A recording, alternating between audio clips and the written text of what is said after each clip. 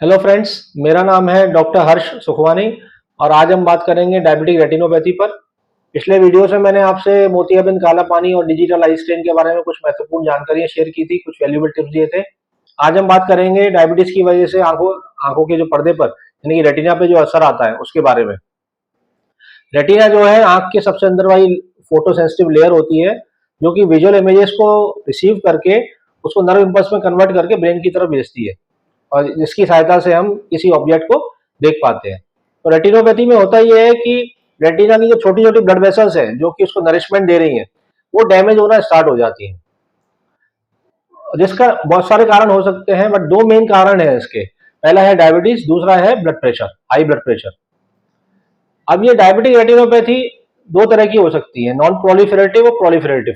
Non proliferative में शुरुआत में होता यह है कि रेटिना की जो ब्लड वेसल्स वीक हो गई हैं वो बल्ज होना स्टार्ट हो जाती है, या सिंपल भाषा में समझिए कि वो फूलना स्टार्ट हो जाती है। इसे हम एन्यूरिज्म कहते हैं। ये एन्यूरिज्म ब्लीड कर सकते हैं या फिर इनसे फ्लूइड लीक हो सकता है जो कि रेटिना में चला जाता है और वहां पर सूजन आना स्टार्ट हो जाती है। ऐसे में मरीज को फ्लोटिंग स्पॉट्स दिख सकते हैं, आंख में रेडनेस आ सकती है, दर्द उठ सकता है, या हो सकता है किसी तरह के कोई सिम्टम ना आए। अब अगर ये लीकेज रेटिना के मध्य भाग जिसको मैक्यूला कहते हैं अगर वहां पहुंच जाता है तो वो स्टेज कहलाती है मैक्यूलर एडिमा। ऐसी स्टेज में मरीज को धुंधलापन आ जाता है, मरीज को डबल डबल दिख सकता है। और अगर ये डायबिटिक रेटिनोपैथी और आगे पहुंचती है यानी कि प्रोलिफेरेटिव स्टेज में अगर आ जाती है तो वहां पर होता यह है कि एबनॉर्मल ब्लड वेसल्स डेवलप होना स्टार्ट हो जाती है और ये ब्लड वेसल्स बहुत ही डेलिकेट रहती हैं और हाल रप्चर होती हैं जिसकी वजह से अंदर ब्लीडिंग हो जाती है। और अगर ये ब्लीडिंग बहुत ज्यादा हो जाए तो ये आंख का एक जेल लाइक स्ट्रक्चर होता है लेंस और रेटिना के बीच में जिसको विट्रस कहते हैं, वहां तक पहुंच जाती है। अगर ऐसी स्टेज आ जाए तो मरीज की नजर एकदम से जा सकती है, पूरा मरीज को दिखना बंद हो सकता है। तो बहुत जरूरी है कि हम जिनको डायबिटीज है वो अपनी डायबिटीज को अच्छे से कंट्रोल रखें। साल में एक बार या दो बार आई स्पेशलिस्ट से अपने रेटिना की जांच, फंडस एग्जामिनेशन जरूर कराएं। डॉक्टर आपको फंडस एग्जामिनेशन करता है, अगर उसको डायबिटिक चेंजेस दिख रहे हैं, रेटिनोपैथी के चेंजेस दिख रहे हैं तो वो फर्दर इन्वेस्टिगेट कराता है। फंडस फोटोग्राफी है, आंख की एंजियोग्राफी है, ओसीटी है, ये कुछ जांचें हैं वो कराता है।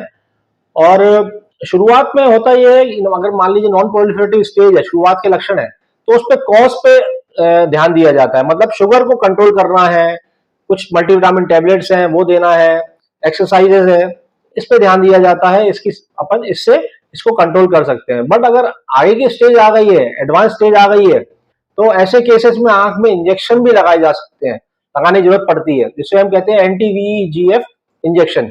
जो कि एबनॉर्मल ब्लड वेसल्स आ गई है वो उनको रोकने का ये काम करते हैं एंटी-VEGF इंजेक्शन। या फिर लेजर्स की जरूरत पड़ती है, लेजर फोटोकोएगुलेशन, जहां से लीकेज हो रहा है ब्लड वेसल्स का, उनको सील करने के लिए लेजर्स का उपयोग किया जाता है। पेन रेटिना फोटोकोएगुलेशन होता है यानी पूरे रेटिना के पेरीफेरी पे हमें लेजर करना पड़ते हैं। और अगर बहुत एडवांस स्टेज जैसे मैंने बताया, अगर विट्रस का इन्वॉल्वमेंट हो गया, विट्रस वहां तक अगर ब्लड आपका आ गया है, बहुत बड़ी मात्रा में बहुत अगर ब्लड आ गया है, तो हो सकता है कि सर्जरी की जरूरत भी पड़ जाए। तो विट्रोरेटिनल सर्जन जो है फिर वो सर्जरी उसके बाद ऑप्शन रहता है।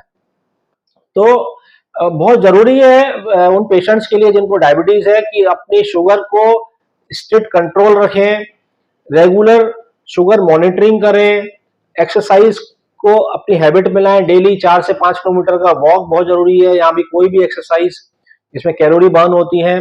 डाइट का बहुत इंपॉर्टेंट रोल है। लो ग्लाइसेमिक इंडेक्स वाले फूड का इस्तेमाल करें, ऐसे कोई भी खाना ना खाएं जिससे कि आपकी शुगर स्पाइक्स एकदम से बढ़ जाए। शक्कर को बिल्कुल एक तरह से कम कर दीजिए। और भी बहुत सारी चीजें हैं, हम इससे हम शुगर को हम कंट्रोल कर सकते हैं मेडिकेशन के साथ में। ये चीजें आपको बहुत हेल्प कर सकती है।